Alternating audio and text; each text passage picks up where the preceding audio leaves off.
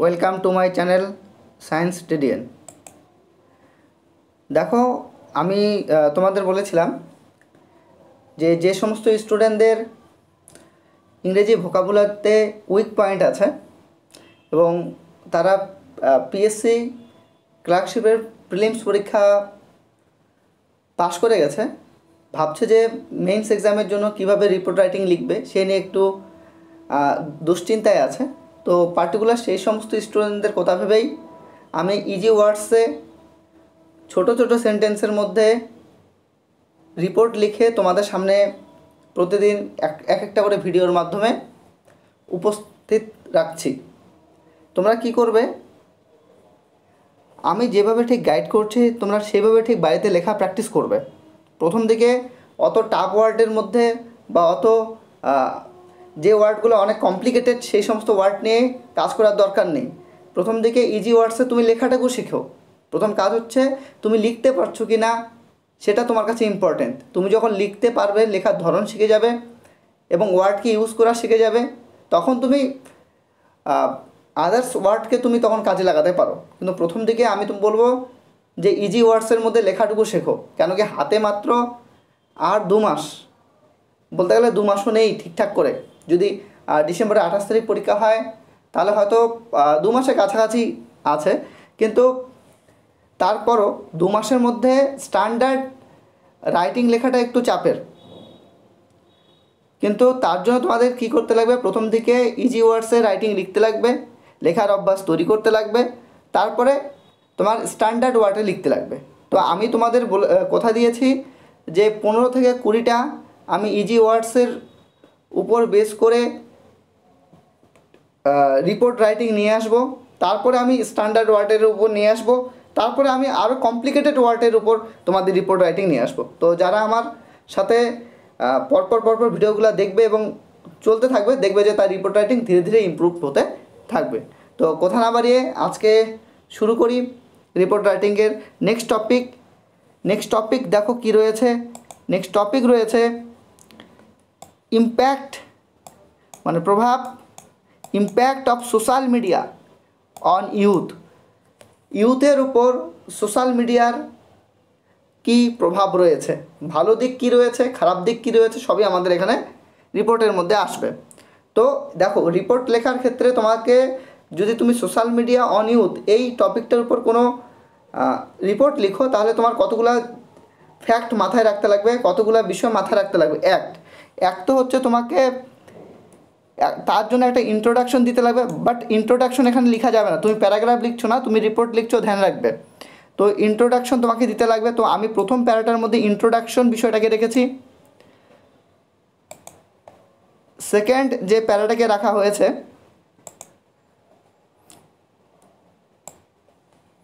Second যে প্যারাটাকে আমি রেখেছি,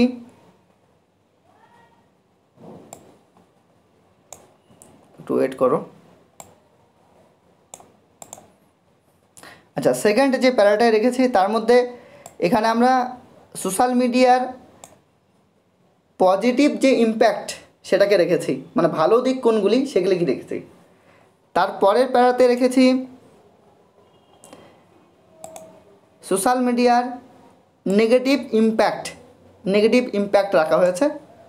আর ফাইনালি রাখা হয়েছে এই পজিটিভ ইম্প্যাক্ট আর নেগেটিভ ইম্প্যাক্ট মিলে তার যে কনক্লুশন তৈরি হয়, উপসংহার তৈরি হয়, সেটা আমরা তার পরের প্যারাতে রেখেছি। তো এইভাবে তুমি যদি লিখো তাহলে কিন্তু এক্সামিনার তোমার খাতা থেকে সন্তুষ্ট হবে এবং তুমি মার্কস বেশি ক্যারি করতে পারবে। তার মানে কি, সোশ্যাল মিডিয়ার উপরে তোমাকে যদি রিপোর্ট লিখতে হয় তাহলে পজিটিভ দিক লাগবে, প্রথমে ইন্ট্রোডাকশন, দেন পজিটিভ ইম্প্যাক্ট, দেন নেগেটিভ ইম্প্যাক্ট, দেন সাজেশন লাগবে। সাজেশনের পরে তুমি চলে যাবে কনক্লুশনে। তো দেখি, পড়লেই বুঝতে পারবে যে কত ইজি ওয়ার্ডসের মধ্যে সুন্দরভাবে এখানে উপস্থাপন করা হয়েছে, পড়লেই বুঝতে পারবে। তবে হ্যাঁ, আমি বলছি যে সমস্ত ক্যান্ডিডেটদের ভোকাবুলারি খুবই স্ট্রং এবং সেন্টেন্স স্ট্রাকচার খুব সুন্দরভাবে তৈরি করতে পারো, সেই সমস্ত ক্যান্ডিডেটদের আমি বলবো যে তোমরা আমার ভিডিওটা দেখে কনসেপ্ট নিতে পারো, কিন্তু তোমরা আরেকটু স্ট্যান্ডার্ড ওয়েতেই লিখো। কিন্তু পার্টিকুলার যাদের ক্ষেত্রে প্রবলেম তাদের জন্যই আমি ভিডিওগুলো বানাচ্ছি। তো তো দেখতে থাকো কি বলা হয়েছে এখানে কোশ্চেনের মধ্যে। তো প্রথমে আমাদের লিখতে লাগবে হচ্ছে কোনো একটা প্লেসের নাম। তো XYZ আমি লিখলাম, 25 অক্টোবর ডেট লিখে দিতে লাগবে, দেন ইয়ার লিখে দিলাম। এবার আমাদের শুরু হচ্ছে ইন্ট্রোডাকশন, কি বলতে চেয়েছি আমরা। তবে ইন্ট্রোডাকশন লেখা যাবে না। Social media has become an important part of our life. দেখো, সোশ্যাল মিডিয়া আমাদের লাইফের খুবই গুরুত্বপূর্ণ একটা পার্ট হয়ে গেছে, কিন্তু খুবই গুরুত্বপূর্ণ পার্ট। দেখবে সকাল থেকে উঠেই আমরা সকালবেলা উঠেই আমাদের মোবাইল, কম্পিউটার এ সমস্ত ইউজ হচ্ছে, অফিস আদালত সমস্ত কিছুতেই ইউজ হচ্ছে। ইভেন ইন পড়াশোনার ক্ষেত্রেও আমরা এখন ডেইলি লাইফে কম্পিউটার, মোবাইল এগুলো ইউজ করে যাচ্ছি। তো বলতে গেলে এই যে সোশ্যাল মিডিয়া, বলতে গেলে যে ফেসবুক যেমন সোশ্যাল মিডিয়ার মধ্যে পড়ছে, ইউটিউব সোশ্যাল মিডিয়ার মধ্যে পড়ছে, ইনস্টাগ্রাম সোশ্যাল মিডিয়ার মধ্যে পড়ছে, এগুলার সাথে আমরা ওতপ্রোতভাবে জড়িয়ে গেছি। এটা আমাদের ডেইলি লাইফের ক্ষেত্রে খুবই গুরুত্বপূর্ণ ভূমিকা পালন করছে। তো সেটাই আমরা প্রথম লাইনে লিখব, social media has become an important part of our life. Platforms like Facebook, কোন ধরনের প্ল্যাটফর্মগুলি সোশ্যাল মিডিয়ার মধ্যে পড়বে? যেমন Facebook, Instagram, WhatsApp, YouTube etcetera. আচ্ছা, YouTube connect people across the world.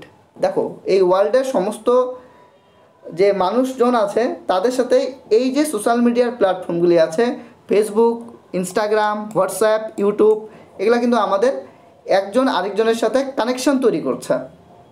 তো সেটাই খুব সিম্পল ল্যাঙ্গুয়েজে লেখা হয়েছে। দেখো, এখান থেকে এত দূর পর্যন্ত লাইন, বাট খুব ইজি ওয়ার্ডসে লেখা হয়েছে। Young people are the most active users of social media. দেখো, সোশ্যাল মিডিয়ার যারা ইউজার্স আছে তার মধ্যে অ্যাক্টিভ ইউজার্স যদি বলি তাহলে ইউথ, তরুণীরা, তারাই বর্তমানে অ্যাক্টিভ ইউজার্স বেশি সোশ্যাল মিডিয়ার ক্ষেত্রে। It has both good and bad effects on their lives. এটার এই যে সোশ্যাল মিডিয়া, এই সোশ্যাল মিডিয়ার ভালো এবং মন্দ উভয় প্রভাবই কিন্তু জীবনে রয়েছে। তো দেখি, তো এইটা কিন্তু আমরা ইন্ট্রোডাকশন দিয়ে দিলাম। দেন আমরা আসবো পজিটিভ ইম্প্যাক্টের মধ্যে। তো পজিটিভ ইম্প্যাক্টের মধ্যে কী লেখা হয়েছে ধ্যান দিয়ে দেখো। Social media helps youth. Social media ইউথদের হেল্প করে কিসে? To stay connected with friends and family. Friends and ফ্যামিলির সাথে কানেক্ট থাকতে সোশ্যাল মিডিয়া আমাদের কিন্তু হেল্প করে। এবার ফ্যামিলি বলতে নিজের ফ্যামিলি শুধু না, তোমাদের অন্য বন্ধুবান্ধবদের ফ্যামিলির সাথেও কানেক্ট হতে হেল্প করে এবং বিভিন্ন জিনিসের সাথে আপডেট থাকতে হেল্প করে। অর্থাৎ ফ্রেন্ডস অ্যান্ড ফ্যামিলির মধ্যে কানেক্ট থাকতে কিন্তু সোশ্যাল মিডিয়া ইউথদের হেল্প করে থাকে। ইট provides a platform to share ideas, knowledge and creativity. Social media এমনই প্ল্যাটফর্ম যে প্ল্যাটফর্মে তুমি তোমার আইডিয়াকে শেয়ার করতে পারবে, তোমার নলেজকে শেয়ার করতে পারবে, তোমার ক্রিয়েটিভিটিকে দেখাতে পারবে, তোমার ক্রিয়েটিভিটিকে সোশ্যাল মিডিয়াতে তুমি কাজে লাগাতে পারবে। Students can learn new skills through online videos.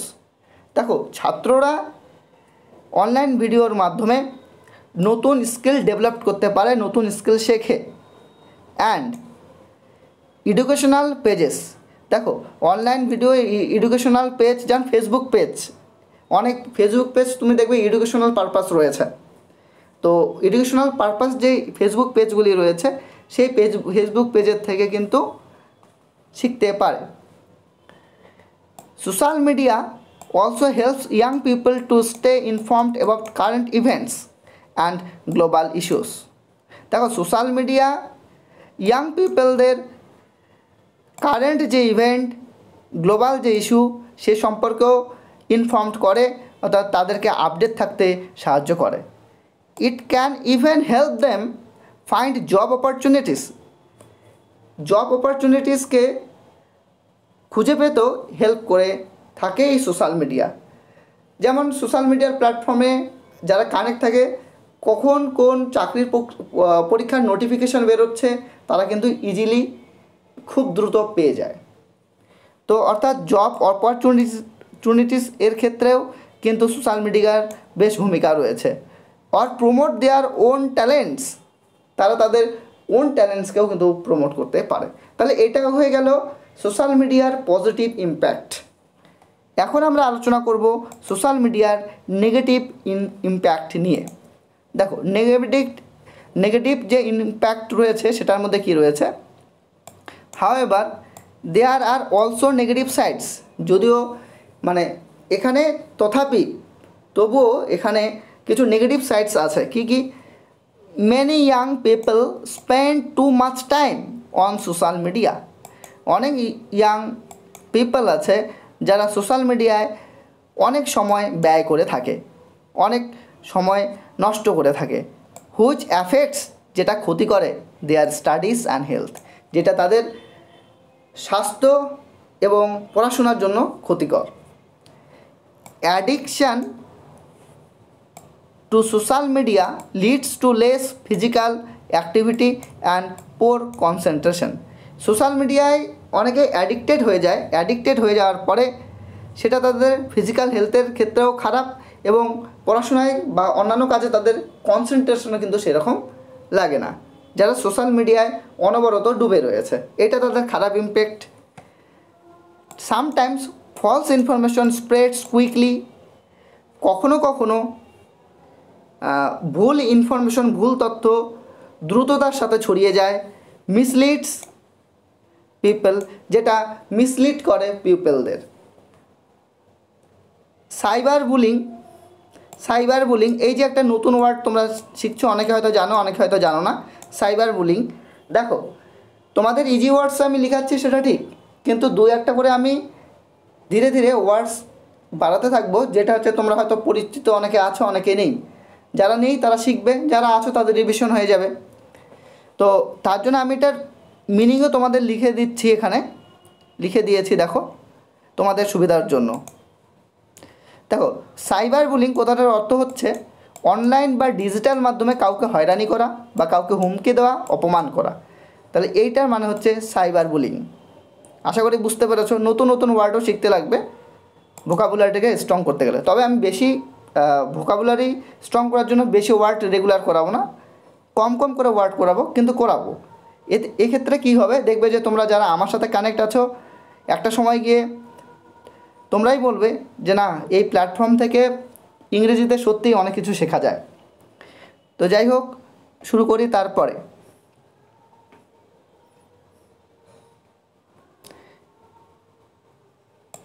এটা আমরা পড়ছি নেগেটিভ ইম্প্যাক্টকে। তো আমরা পড়লাম কত দূরে? আচ্ছা দেখো, সাইবার বুলিং মানে বুঝতেই পারলে কাউকে অপমান করা, হুমকি দেওয়া অনলাইন মারফত। Cyber bullying and online harassment are also serious problem. দেখো সোশ্যাল মিডিয়ার জন্য এই যে অনলাইন হ্যারাসমেন্ট, সাইবার বুলিং, এটাও কিন্তু বর্তমানে গুরুতর এক সমস্যা। Constant comparison with others on social media can cause stress. Constant comparison বলতে কীরকম? দেখো সোশ্যাল মিডিয়ায় অনেক ক্রিয়েটার রয়েছে। কোনো ক্রিয়েটার ভাবছে কোনো ক্রিয়েটার অত ডেভেলপ করতে পারে না, কোনো ক্রিয়েটার ভালো ডেভেলপ করে গেছে। যে সমস্ত ক্রিয়েটাররা ভালো ডেভেলপ করতে পারে না, তারা হয়তো মানে স্ট্রেসের মধ্যে থাকে যে আমি কি করে ডেভেলপ করব, সামনে এগোবো। তো এটাও একটা কারণ কিন্তু হতে পারে যে সোশ্যাল মিডিয়ার খারাপ ইম্প্যাক্টের। তো স্ট্রেস, কনস্ট্যান্ট কম্প্যারিজন, একজন আরেকজনের সাথে তুলনা, with others on social media can cause stress, anxiety and low self esteem. নিজের প্রতি অপরাধবোধ বা নিজের সেলফ এস্টিম কম হয়ে যাবে, অর্থাৎ নিজের প্রতি সম্মানও কম হয়ে যায়। অনেক ক্ষেত্রে দেখা যায় যে সমস্ত ক্রিয়েটররা আছে যারা বেটার পারফর্ম করতে পারে না তাদের ক্ষেত্রে। কিংবা অনেকেই আছে যে সোশ্যাল মিডিয়াতে অনেককে ভালো পারফর্ম করতে দেখে, পড়াশোনায় হোক বা গানে হোক কিংবা নাচে হোক কিংবা কোনো কিছু ইভেন্টে, যা কিছুতেই হোক না কেন, তখন সোশ্যাল মিডিয়াতে যে দেখছে, যে ইউজার্স রয়েছে, সে ভাবছে আমি কেন ওইরকমটা হতে পারলাম না, অর্থাৎ তার মধ্যে সেলফ এস্টিমটা কমতে থাকে। এরকমও কিন্তু দেখা যায়। এগুলো হচ্ছে সোশ্যাল মিডিয়ার কিন্তু নেগেটিভ ইম্প্যাক্ট বলা যেতে পারে। তো আমরা পজিটিভ ইম্প্যাক্ট, নেগেটিভ ইম্প্যাক্ট, তার আগে ইন্ট্রোডাকশন নিয়ে আলোচনা করলাম। এবার আমরা চলে আসবো সাজেশনে, কী করা যেতে পারে তার জন্য।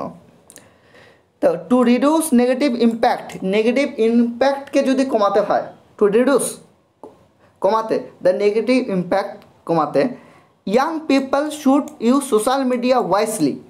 ইয়াং পিপলদের সোশ্যাল মিডিয়া ঠিকঠাকভাবে ব্যবহার করা উচিত, সঠিক ওয়েতে ব্যবহার করা উচিত, যতটুকু প্রয়োজন ততটুকুই ব্যবহার করা উচিত। ওই জন্য বলা হয়েছে young people should use social media wisely and for limited time, এবং সীমাবদ্ধ সময়ের মধ্যেই করা উচিত। যতটুকু সময় প্রয়োজন ততটুকু সময়ই ব্যবহার করা উচিত। Parents and teachers should guide them about safe and positive use of internet. দেখো, ইন্টারনেটের সেফ এবং পজিটিভ ইউজ কীভাবে করা যেতে পারে সে বিষয়ে প্যারেন্টস অর্থাৎ পিতামাতা এবং টিচার্স শিক্ষকেরা কিন্তু গাইড করতে পারে। Awareness programme can be arranged in school and colleges to teach digital responsibility. Digital responsibility বিষয়ে কলেজ এবং স্কুলগুলিতে সচেতনতামূলক প্রোগ্রাম করা যেতে পারে। তো এইভাবে কিন্তু সোশ্যাল মিডিয়ার নেগেটিভ ইম্প্যাক্টের কাছ থেকে অনেকটা রেহাই হতে পারে। তো এটাই গেল সাজেশন। ফাইনালি আমরা যেটা করব সেটা হচ্ছে এটার আমরা কনক্লুশন দেব, উপসংহার দেব। Social media is a powerful tool. Social media একটা খুবই ক্ষমতাশীল টুল বা হাতিয়ার। It can be useful or harmful depending on how it is used. মানে সোশ্যাল মিডিয়া কিভাবে ব্যবহার করা হচ্ছে তার উপর বেস করে কিন্তু এটা সাহায্যকারীও হতে পারে, ইউজফুলও হতে পারে, কিংবা হার্মফুল অর্থাৎ ক্ষতিকরও হতে পারে। তোমার কাজে লাগতে পারে, তোমাকে ডেভেলপও করতে পারে, কিংবা তোমার ক্ষতি সাধনও করতে পারে। তুমি সেটাকে কীভাবে ইউজ করছো সেটার উপর ডিপেন্ড করছে। If youth use it properly, যদি যুবকেরা তরুণীরা এটাকে সঠিক ওয়েতে ইউজ করে, প্রপারলি ঠিকঠাকভাবে ব্যবহার করে, it can help them grow, সেটা তাদেরকে গ্রো করতে, সেটা তাদের গ্রোতে হেল্প করবে। লার্ন, শিখতে সাহায্য করবে। And connect with world in a positive way, ইতিবাচক দিক থেকে ওয়ার্ল্ডের সাথে কানেক্ট হতে সাহায্য করবে। তো বুঝতে পারলে, দেখো সবসময় যে তোমাকে কোনো কিছু লেখার জন্য অনেক ডিফিকাল্ট ওয়ার্ড ইউজ করতে লাগবে এরকম ব্যাপার নেই। তুমি ইজি ওয়ার্ডসের মধ্যে সুন্দরভাবে কোনো একটা জিনিসকে উপস্থাপন করতে পারো। তুমি যদি রিপোর্ট এইভাবেও পরীক্ষায় লিখো যেভাবে আমি তোমাদের পড়াচ্ছি, দেখবে যে অনেক এক্সামিনার আছে যারা পছন্দ করে যে কোনো একটা বিষয়কে ইজি ওয়েতে প্রকাশ করার জন্য সুন্দরভাবে ইজি ওয়ার্ডসের মধ্যে অন্যের সামনে তুলে ধরা। তো যাই হোক, তোমাদের যদি ভিডিওটি ভালো লাগে তাহলে লাইক করবে, আর ভিডিওটি কেমন লাগলো সেটা কমেন্টে জানাবে। Thanks for watching this video.